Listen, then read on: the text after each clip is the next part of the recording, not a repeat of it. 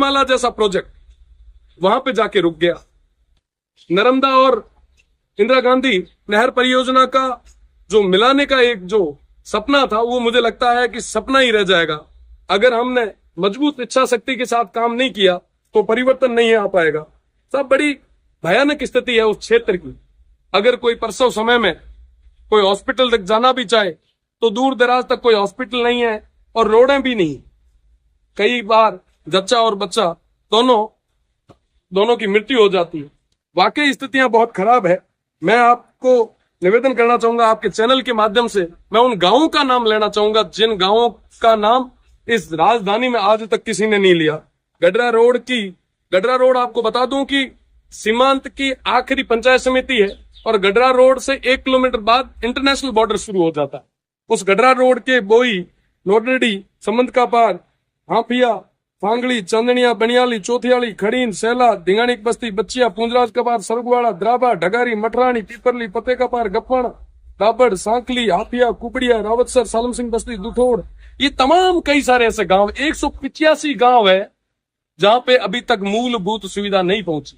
हम बंद एसी के कमरे में सब तरीके की बातें कर लेते हैं, पर जरूरत है उन क्षेत्र को आगे तक ले जाने की। बिजली नहीं पहुंची, पेयजल नहीं है, आबादी भूमि नहीं है, किसी भी तरीके की कोई सुविधा नहीं पहुंची। तो वन एवं पर्यावरण की मांगों पे सबसे बड़ी मांग मुझे लगता है हमारी है।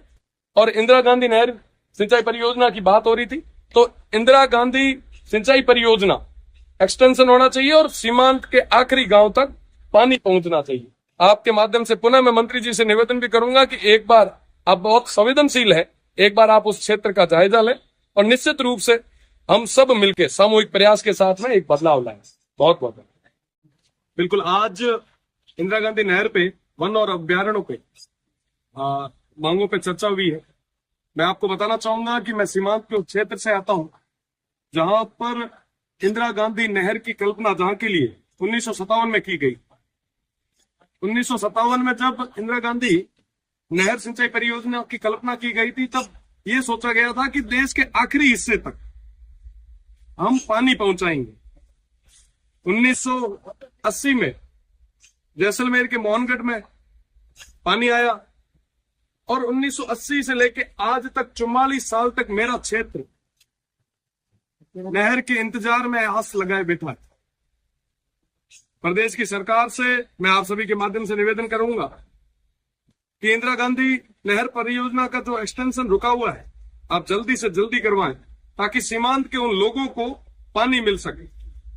आपको बताना चाहूंगा कि जैसलमेर के गुंजनगढ़ गांव के बाद में इसका एक्सटेंशन नहीं हुआ और सीमांत के उन लोगों की जो आजीविका है वो पशुपालन पे है। अगर वहां तक पानी पहुंचेगा तो वहां पे खेत खलियान भी होंगे, किसानों की आय भी बढ़ेगी।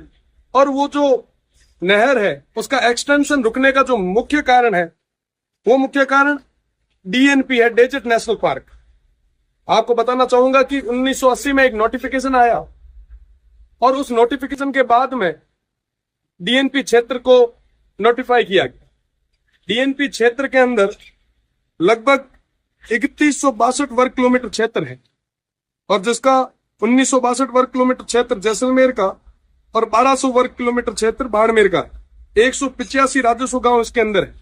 आप विश्वास मानेंगे कि 1980 के बाद में ना आबादी भूमि बढ़ी, ना किसी तरीके का नया डेवलपमेंट हुआ। आज क्योंकि वन एवं अभ्यारण्य की भी बात हो रही है, मैंने आज सरकार से निवेदन भी किया है, मंत्री जी से भी निवेदन किया है कि उस क्षेत्र में उन 185 राजस्व गांवों में मूलभूत सुविधा पहुंचाने का काम हम लोगों को करना चाहिए। आप विश्वास मानेंगे कि अभी तक वहां के किसानों को किसी भी तरीके का केसीसी या ऋण उठाने की कोई सुविधा नहीं दी गई है। वो ऋण नहीं उठा सकते, वो कोई लोन नहीं ले सकते, वो बेच नहीं सकते, वो किसी भी जमीन को हस्तांतरित नहीं कर सकते। कई सारी ऐसी समस्याएं आगे आ रही है। तो इन सब तमाम चीजों को मैंने आज माननीय मंत्री जी के सामने और प्रदेश की सरकार के सामने रखा है। साथ ही साथ मोबाइल टावर, आप देखेंगे कि साहब एक दिन के लिए अगर मोबाइल टावर या कोई रेंज या कोई जब परीक्षा होती है तो एक दिन के लिए जब मोबाइल टावर को ब्लॉक किया जाता है, इंटरनेट को बंद किया जाता है, तो हमारे युवा भाई खाना पीना छोड़ देते हैं। उस स्थिति में आप सोचिए, आप विचार कीजिए, आप कल्पना कीजिए कि साहब उन लोगों के क्या हाल होंगे जिनके पास अभी तक मोबाइल नेटवर्क नहीं पहुंचा। लाइट की हम बात करें तो अभी सब हाहाकार मचा रहे हैं कि साहब हर जगह कटौती हो रही है। मैं मानता हूं साहब कि